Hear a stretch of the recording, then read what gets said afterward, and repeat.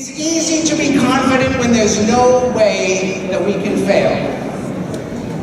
There was a study recently done at the University of Wisconsin. And again, you don't even need studies for this kind of stuff, but they threw money at this, so we're going to talk about it. They found that people who exhibit greater levels of confidence are more willing to take on risks, and they're also better able to adapt to their circumstances. And this is what we're talking about today. We're talking about managing surprises, becoming experts at managing surprises so we can celebrate success. So it's easy to be confident when we pre-planned ahead, when we thought about all the different ways that things could go wrong, because things do often go wrong, right? The idea with being confident is being able to have a successful outcome even when those things come about. So we have to reflect and think about all the different ways things could go wrong. I learned this the hard way. This was, about 12 years ago. I decided to go on a bicycle ride.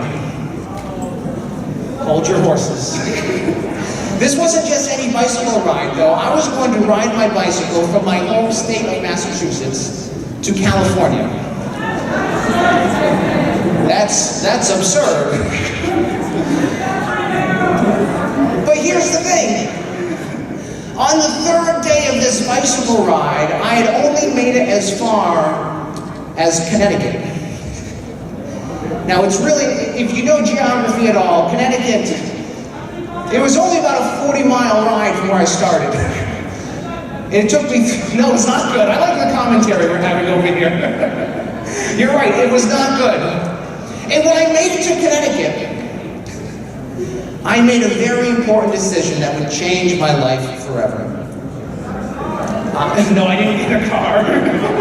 that certainly would have made it easier, though. I decided to give up. I decided I wanted to go home. Oh, thank you.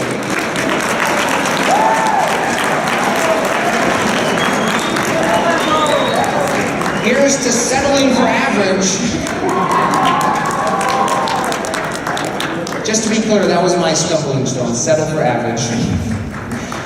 By definition, though, the average person is average, right? Most people are average. But here's the thing, when I decided to give up, the reason I gave up was because I was woefully unprepared. First of all, it was November. Terrible time of year to go on a cross-country bicycle ride. So that was number one. Number two that was holding me back was I was in horrible shape. I hadn't actually been on a bicycle since I was a little kid. So I was horribly unprepared. Now sure, I was willing to take on risks, but my lack of preparation made me unable to adapt to my circumstances. So that's how I learned, certainly the hard way, that we really have to become more prepared. In this experience for me, it highlighted a gap. The gap between what I wanted to do and what I was at that time currently able to do. And I've compiled a list of a number of these gaps. If any of you have ever traveled by train, you'll probably recognize the sign, "Watch the Gap." In London, they call it "Mind the Gap." But the idea is that if you're not watching for the gap, you're going to trip over the gap, you're not going to get on that train, and you're not going to be able to get to where you want to go in life.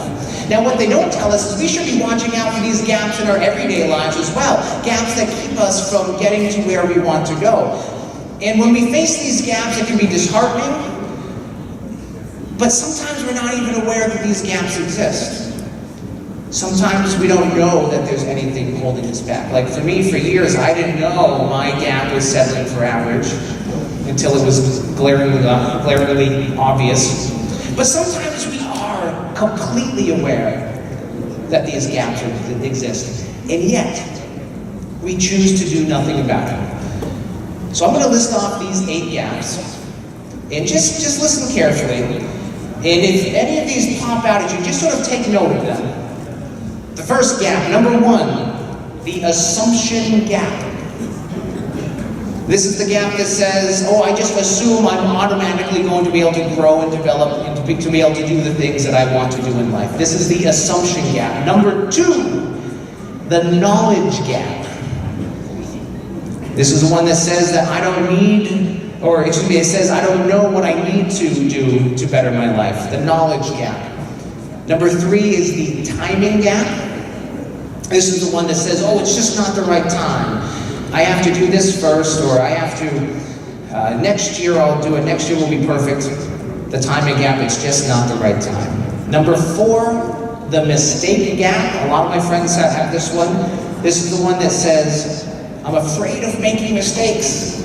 I'm afraid of looking like a failure or a fool. That's the mistake gap. Number 5 is the perfection gap.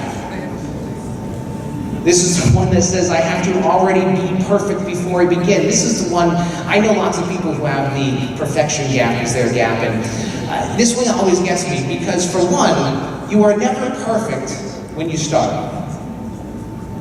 You really, first you have to start, and then you perfect it, right? Something actually has to be started before you can perfect something. But also think about this, nothing is truly ever perfect. There's always ways that we can improve. So the perfection gap is really a fallacy.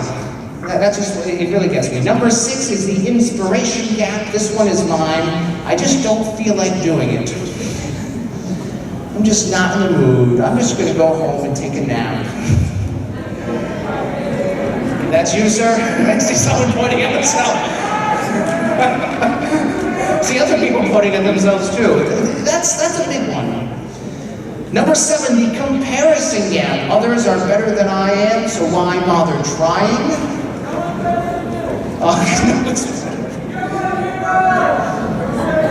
At least we're even now, because you're my hero too.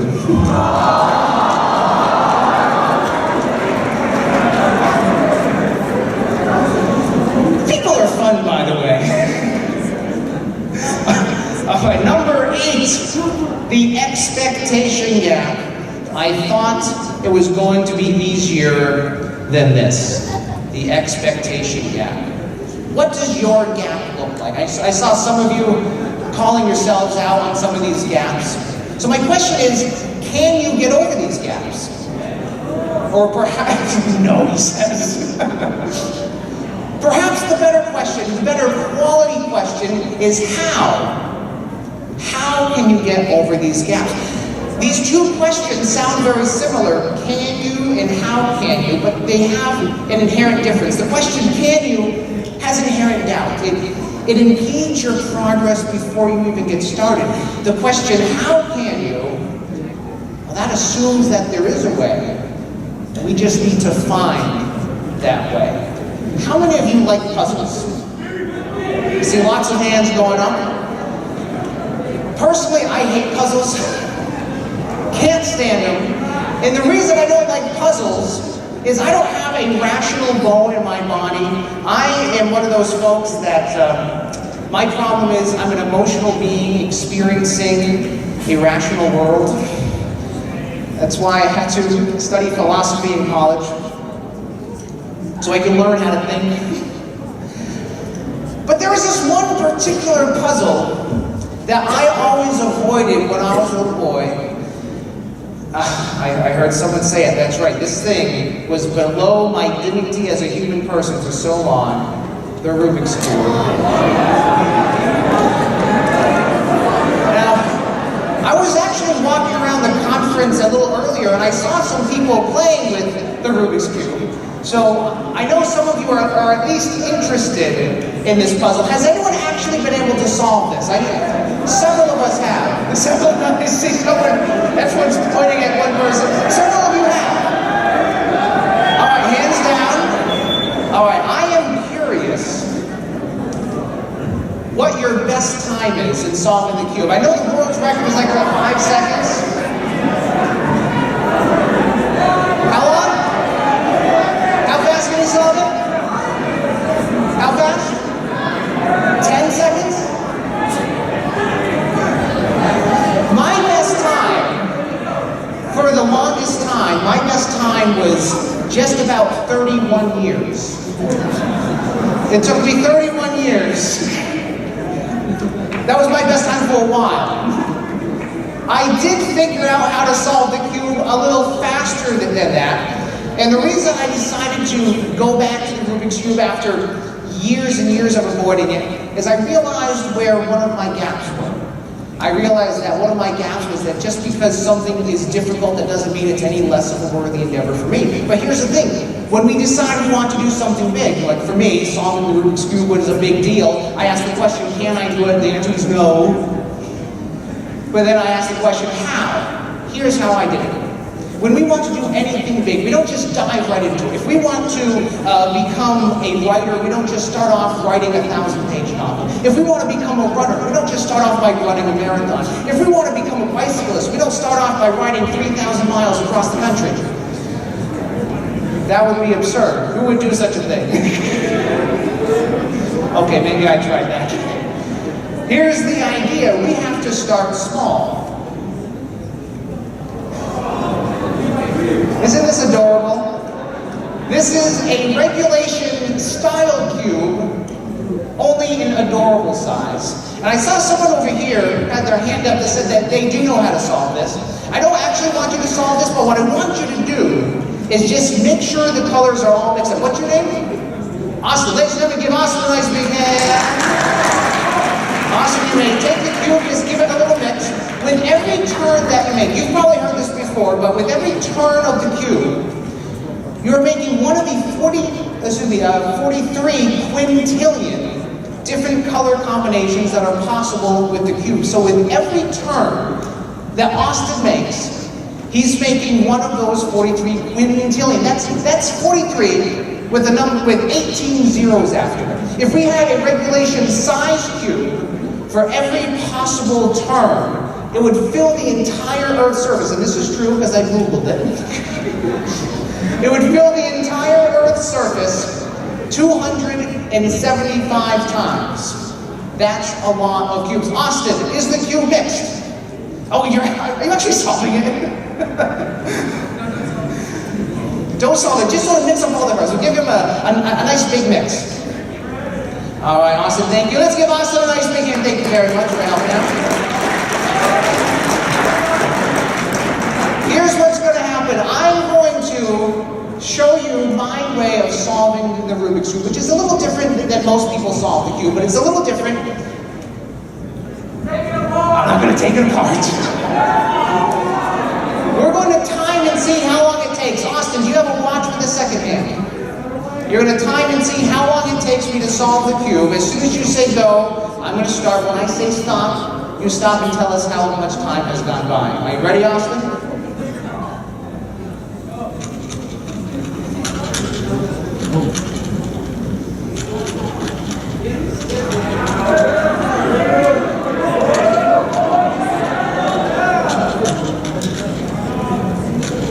All right, Austin, I think one more, okay, one more, I got it. All right, Austin, time. How far do we get? How much? 21? Seriously, I did this last week, 34 seconds, ladies and gentlemen, 21 seconds. Thank you.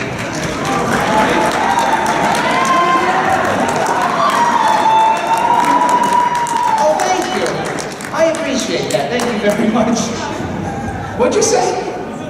It's well, seemingly, what's your name? Josh? I know Josh, it doesn't look solved. However, the typical way to solve the cube is to put like all the yellows on one side, all the blues, all the orange. That's what everyone does.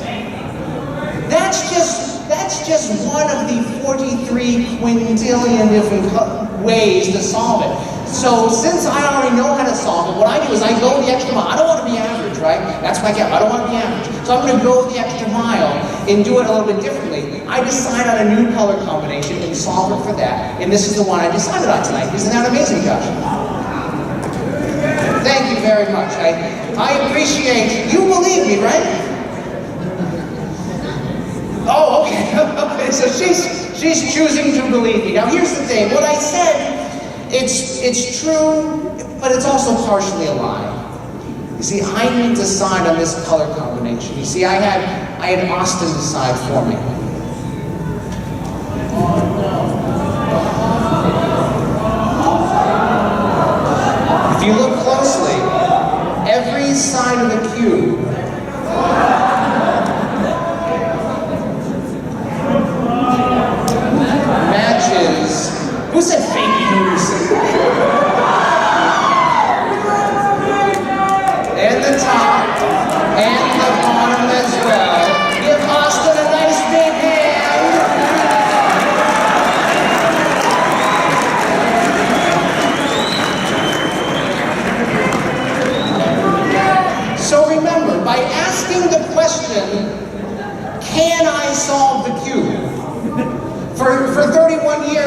answer was no, I can't solve compute. But by asking the different quality of question, how can I came up with a much more interesting solution.